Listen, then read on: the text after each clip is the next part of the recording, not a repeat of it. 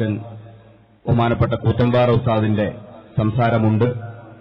അതിനു മുമ്പ് കേരള മുസ്ലിം ജമാഅത്ത് സംസ്ഥാന സെക്രട്ടറി എൻ അലി അബ്ദുള്ള സാഹിബ് സംസാരിക്കുന്നു. ആദരപൂർവ്വം ക്ഷണിക്കുന്നു.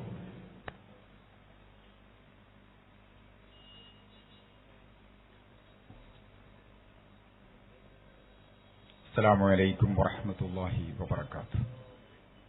ബിസ്മില്ലാഹിർ റഹ്മാനിർ റഹീം. ബഹുമാന്യരായ പണ്ഡിതന്മാരെ, സാദാത്തുക്കളെ, കേരള മുസ്ലിം ജമാഅത്തിന്റെ കർമ്മധീരരായ പ്രവർത്തകരെ, മുസ്ലിം ജമാഅത്തിന്റെ സാരഥികൾക്ക്, മഞ്ചേരിയിലെ പൗരാവലിയുടെ ആഭിമുഖ്യത്തിൽ ജില്ലയിലെ സുന്നി സഹോദരങ്ങൾ ഒരുക്കിയ സ്വീകരണത്തിന് ആദ്യമായി നന്ദി രേഖപ്പെടുത്തുകയാണ്. സമസ്ത മേഖലകളിലും ഇടപെടുന്ന ഒരു പ്രസ്ഥാനമെന്ന നിലയ്ക്ക്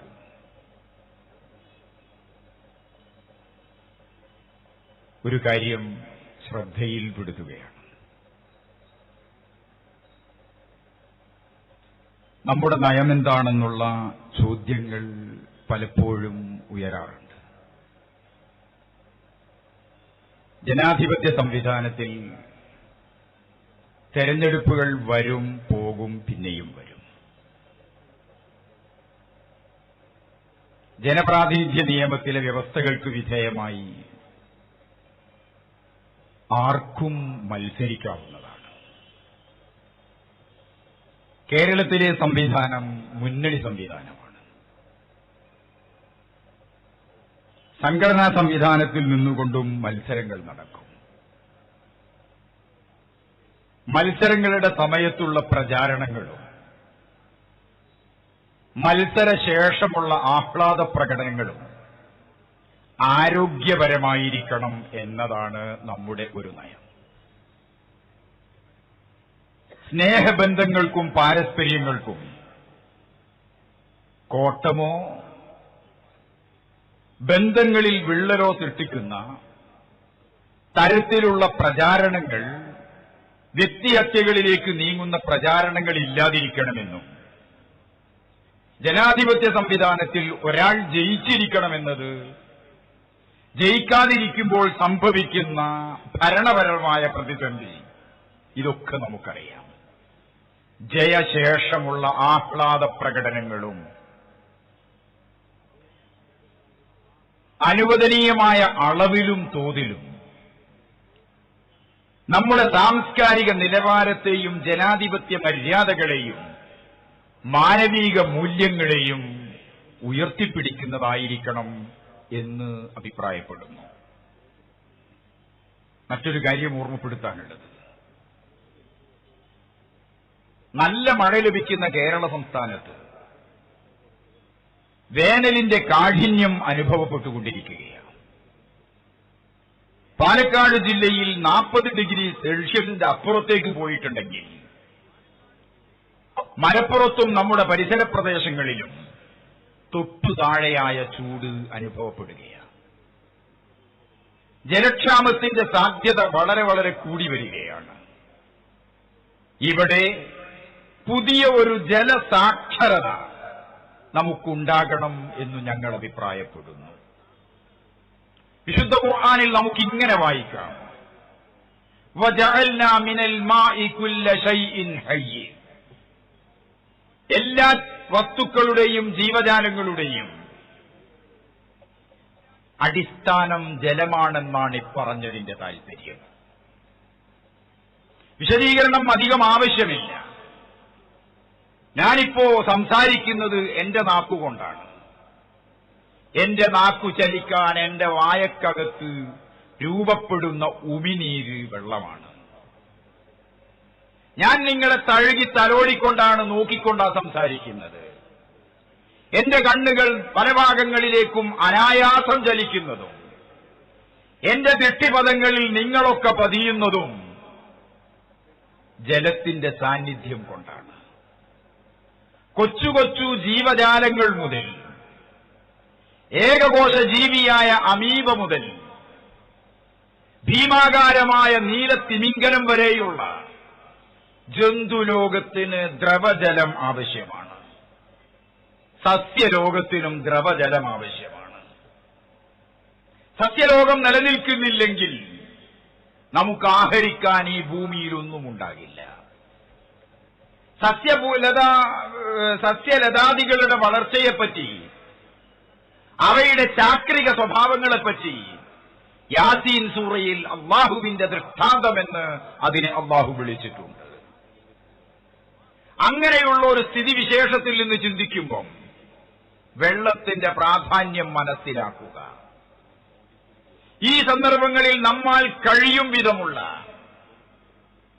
ജലവിതരണമോ ജലസാക്ഷരതയുമായി ബന്ധപ്പെട്ട ഇടപെടലുകളും സേവന പ്രവർത്തനങ്ങളും കൊണ്ട് കത്തിയാളുന്ന വേനൽക്കാലത്ത് ജനങ്ങൾക്ക് ആശ്വാസം നൽകാൻ മുന്നോട്ട് വരേണ്ടതുണ്ടെന്ന് ഓർമ്മപ്പെടുത്തുകയാണ്. പുതിയൊരു ജലനയവും പുതിയൊരു ജലസംസ്കാരവും നമ്മിൽ രൂപപ്പെടട്ടെ. നാം മറ്റുള്ളവരിലേക്ക് നമ്മുടേത് പങ്കുവെക്കുക. ഞാൻ നീട്ടിയൊന്നും പറയാൻ ഉദ്ദേശിക്കുന്നില്ല. യർമൂക്ക് യുദ്ധ ദിവസം പിതൃവ്യപുത്രനെ അന്വേഷിച്ചിറങ്ങിയ ഹുദൈഫത്തുൽ അദവി റളിയല്ലാഹു അൻഹു ലോകത്തിനു മുമ്പിൽ വിളിച്ചു പറഞ്ഞ ഒരു സംഭവമുണ്ട്. ആ സംഭവത്തിന്റെ ചുരുക്കം ഇങ്ങനെയാ. രണഭൂമിയിൽ അന്വേഷിച്ചു നടക്കുമ്പം ഒരിടത്ത് മരണവെപ്രാളത്തിൽ കിടക്കുന്ന പിതൃവ്യപുത്രനെ കണ്ടപ്പോ കയ്യിൽ കരുതിയ കുറച്ചു വെള്ളം അദ്ദേഹത്തിന് കുടിക്കാൻ നൽകുന്നു. വാ പൊളിച്ചു കുടിക്കാൻ വേണ്ടി അദ്ദേഹം നോക്കുമ്പോ തൊട്ടപ്പുറത്ത് നിന്ന് മറ്റൊരാളുടെ ദയനീയമായ കരച്ചിൽ കേൾക്കുന്നു. അപ്പോൾ ഇദ്ദേഹം പറയുന്നു, നിങ്ങൾ അയാൾക്ക് വെള്ളം കൊടുത്തേക്കൂ. എന്നേക്കാൾ വേദനയും അവശതയും അയാൾക്കുണ്ട് എന്ന് എനിക്ക് തോന്നുന്നു. ഉടനെ പിതൃവ്യപുത്രൻ വെള്ളപ്പാത്രവുമായി എത്തിയപ്പോ അയാളുടെ വായിലോട്ട് ഒഴിച്ചു കൊടുക്കാൻ നോക്കുമ്പോ അയാൾ മറ്റൊരാളുടെ വേദനിക്കുന്ന ശബ്ദം കേട്ട സമയത്ത് ഈ വെള്ളം എനിക്ക് വേണ്ട, അദ്ദേഹത്തിന് കൊടുക്കൂ എന്ന് കൽപ്പിക്കുന്നു. കൽപ്പന പാലിച്ച് പിതൃവ്യപുത്രൻ ഓടിയെത്തിയപ്പോ ആ ആളിന്റെ ശ്വാസം നിലച്ചിരുന്നു. ഉടനെ തിരിച്ച് രണ്ടാമനിലേക്ക് എത്തിയപ്പം അയാളും മരിച്ചിരുന്നു. മൂന്നാമനിലേക്ക് ഓടിയെത്തിയപ്പം ആദ്യ ആളിലേക്ക് ഓടിയെത്തിയപ്പം അദ്ദേഹവും മരിച്ചിരുന്നു. ഈ കരവലിയിക്കുന്ന കഥ നമുക്ക് നൽകുന്നൊരു പാഠമുണ്ട്. ഉള്ളതു പങ്കുവെക്കുക. തന്നേക്കാൾ മറ്റുള്ളവരുടെ ആവശ്യങ്ങളെ മുന്തിയ പരിഗണന നൽകിയിട്ട് നമ്മാലാകുന്ന ജീവകാരുണ്യ പ്രവർത്തനങ്ങളും വൈയക്തികമായ സേവന പ്രവർത്തനങ്ങളും കൊണ്ട് ജീവിതത്തെ ധന്യമാക്കുക എന്ന ഒരാശയവും കൂടി ഈ സമയത്ത് നിങ്ങളുടെ മുമ്പിൽ വെച്ചുകൊണ്ട് ഏക സിവിൽ കോഡ് വാദം നമ്മുടെ നാട്ടിലുണ്ട്. മുസ്ലിം വ്യക്തി നിയമം പരിഷ്കരിക്കണമെന്ന് പറയുന്ന വാദവുമുണ്ട്. ഈ പരിഷ്കരണത്തിന് ആവശ്യമായിരുന്നു ജസ്റ്റിസ് ബി കമാൽ പാഷയുടെ കോഴിക്കോട്ടെ പ്രസംഗം. അങ്ങനെ പ്രസംഗിക്കാനൊക്കെ അയാൾക്ക് അവകാശമുണ്ട്. പക്ഷേ പദവിക്ക് നിരക്കാത്ത വിധത്തിലും മതസംഹിതകളുടെ അന്തസ്സത്തയെ മനസ്സിലാക്കാത്ത രൂപത്തിലും ആരു സംസാരിക്കുന്നതും അനഭികാമ്യമെന്നേ തൽക്കാലം നമുക്ക് പറയാനൊക്കൂ. ഇസ്ലാമിക ശരീഅത്ത് മുസ്ലിം വ്യക്തി നിയമം പരിഷ്കരിക്കണമെന്ന് പറയുന്നവരുണ്ട്. ഇന്ത്യ സ്വതന്ത്രയായപ്പം മുഹമ്മദൻ ലോയുടെ ബ്രിട്ടീഷ് കാലഘട്ടത്തിലെ നിയമസംഹിതകളെ ഈ രാജ്യത്തെ മുസ്ലിം വ്യക്തി നിയമമായി നാം സ്വീകരിച്ചിട്ടുണ്ട്. ആ മുസ്ലിം വ്യക്തി നിയമം 100% കുറ്റമറ്റതാണ് എന്ന അഭിപ്രായം എനിക്കില്ല. പക്ഷേ നിലവിലെ ന്യൂനതകൾ പരിഹരിക്കാൻ കോടതികളുടെ വ്യവഹാരപരമായ തീർപ്പ് മതി എന്ന സ്ഥിതി നിലനിൽക്കുമ്പോഴും പുതിയ പരിഷ്കരണത്തിന് വേണ്ടിയുള്ള അവസരം ഉള്ളതോറും ചക്കയിലൊട്ടിപ്പോകുമെന്ന് പറഞ്ഞ മലയാളിയുടെ സാധാരണ ശൈലിയെ അന്വർത്ഥമാക്കുമെന്നുള്ള ഭീതി നിലനിൽക്കുന്നതുകൊണ്ടും മുസ്ലിം വ്യക്തി നിയമം പരിഷ്കരിച്ചാൽ മാത്രം പോരാ, ഏകീകൃത സിവിൽ കോഡ് നടപ്പാക്കണമെന്ന വാദമുഖങ്ങളും നമ്മുടെ നാട്ടിലുണ്ട്. ആയിടക്കാണ് കേരളത്തിൽ നല്ല വേരുകളുള്ള ഒരു രാഷ്ട്രീയ സംഘടന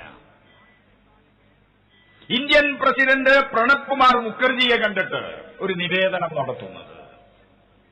ഇന്ത്യൻ ഭരണഘടനയിലെ മാർഗനിർദ്ദേശക തത്വങ്ങളിൽപ്പെട്ട 44-ാം അനുച്ഛേദം എടുത്തുകളയണമെന്നതാണ് അവരുടെ ആവശ്യം.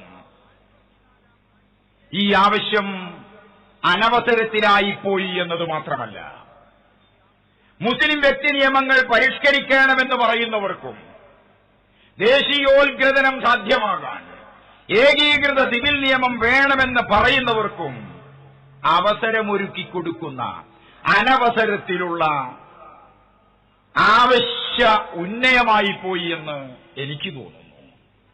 സ്വാഭാവികമായും ഇങ്ങനെ നാം ചിന്തിക്കുമ്പം ഏകീകൃത സിവിൽ കോഡ് എന്ന് പറയുന്നതിന് ഇന്ത്യയിലെ എല്ലാ മതസമുദായങ്ങളും ഭയപ്പെടുകയാണ്. നടപ്പിൽ വരുന്നത് ഹിന്ദു കോഡായിരിക്കുകയുമോ എന്നവർ പേടിക്കുന്നു. ഹിന്ദുക്കൾ മുസ്ലിങ്ങളെ പോലെ തന്നെ എല്ലാ മതവിഭാഗങ്ങൾക്കും ഭരണഘടനയുടെ മൗലിക ഭാഗങ്ങൾ ഉറപ്പു നൽകുന്ന വ്യക്തി സ്വാതന്ത്ര്യത്തിന്റെ അടിസ്ഥാനത്തിൽ രാജ്യത്തിന് അനുവദിക്കാവുന്ന തരത്തിലുള്ള വ്യക്തി സ്വാതന്ത്ര്യം എല്ലാ മതവിഭാഗങ്ങളും അനുഭവിക്കുന്നുണ്ട്. ക്രൈസ്തവർക്കുണ്ട്, ഹൈന്ദവർക്കുണ്ട്, മുസ്ലിങ്ങൾക്കുമുണ്ട്, മറ്റു മതവിഭാഗങ്ങൾക്കുമുണ്ട്. ഓരോ മതവിഭാഗവും ഭയപ്പെടുകയാണ് വരാനിരിക്കുന്ന പരിഷ്കൃത നിയമം എന്റെ സ്വത്വത്തെയും എന്റെ സാംസ്കാരിക തനിമയെയും എന്റെ മതപരമായ തനിമകളെയും നശിപ്പിക്കുമോ എന്ന് ഭയപ്പെടുന്നതുകൊണ്ട് മുസ്ലിങ്ങൾ മാത്രമല്ല, ഇന്ത്യയിലെ ജനത മൊത്തം, മതസമുദായങ്ങൾ മൊത്തം സ്വാഭാവികമായും ഏകീകൃത സിവിൽ നിയമം നടപ്പാക്കണമെന്ന വാദമുഖത്തെ ആശങ്കയോടുകൂടിയാണ് കാണുന്നത്. ഇങ്ങനെ ആശങ്കയോടുകൂടി കണ്ടുകൊണ്ടിരിക്കുന്ന ഈ സാഹചര്യത്തിൽ ദേശീയോത്ഗ്രഥനം സാധ്യമാക്കുക എന്നത് ഏകോപനത്തിലൂടെയായിരിക്കണം, ഏകീകരണത്തിലൂടെ അല്ല എന്ന ഒരു അഭിപ്രായം ഈ സമയത്ത് ഞാൻ നിങ്ങളുടെ മുമ്പിൽ വെക്കുകയാണ്. വൈവിധ്യങ്ങളുടെ ഏകീകരണമല്ല, വൈവിധ്യങ്ങളുടെ ഏകോപനത്തിലൂടെ ഇന്ത്യ എന്ന മഹത്തായ രാജ്യത്തിന്റെ ബഹുസ്വരത കാത്തുസൂക്ഷിക്കുക വഴി നാഷണൽ ഇന്റഗ്രിറ്റി എന്ന് പറയുന്ന, ദേശീയോത്ഗ്രഥനം എന്ന് പറയുന്ന നമ്മുടെ മഹത്തായ ആശയം സാധ്യമാകുക വഴി പരസ്പര വിശ്വാസത്തോടുകൂടി ജീവിക്കുന്ന ഇന്ത്യൻ ജനത ഈ രാജ്യത്തെ ഒരു സ്വയം പര്യാപ്ത ക്ഷേമരാഷ്ട്രമാക്കി മാറ്റാൻ അരയും തലയും മുറുക്കി രംഗത്തിറങ്ങുമ്പോൾ പരസ്പര ബഹുമാനത്തോടുകൂടി കഴിയുന്ന ഒരു ദേശീയ ഐക്യത്തിന്റെ ചുറ്റുപാടിനെയാണ്, വൈരുദ്ധ്യങ്ങളുടെ ഏകോപനത്തെയാണ് ദേശീയോത്ഗ്രഥനം എന്നതുകൊണ്ട് നാം അർത്ഥമാക്കേണ്ടത് എന്നുകൂടി ഈ സമയത്ത് അഭിപ്രായപ്പെടട്ടെ. ഞാൻ നീട്ടി സംസാരിക്കുന്നില്ല. ഒരുപാട് കാര്യങ്ങൾ നിങ്ങളോട് മഹാന്മാരായ നേതാക്കൾ, സാരഥികൾ പറഞ്ഞു കഴിഞ്ഞു. ഇനിയും കൂറ്റമ്പാറ അബ്ദുറഹ്മാൻ ദാരിമിയുടെ പ്രസംഗമൊക്കെ വരാനുണ്ട്.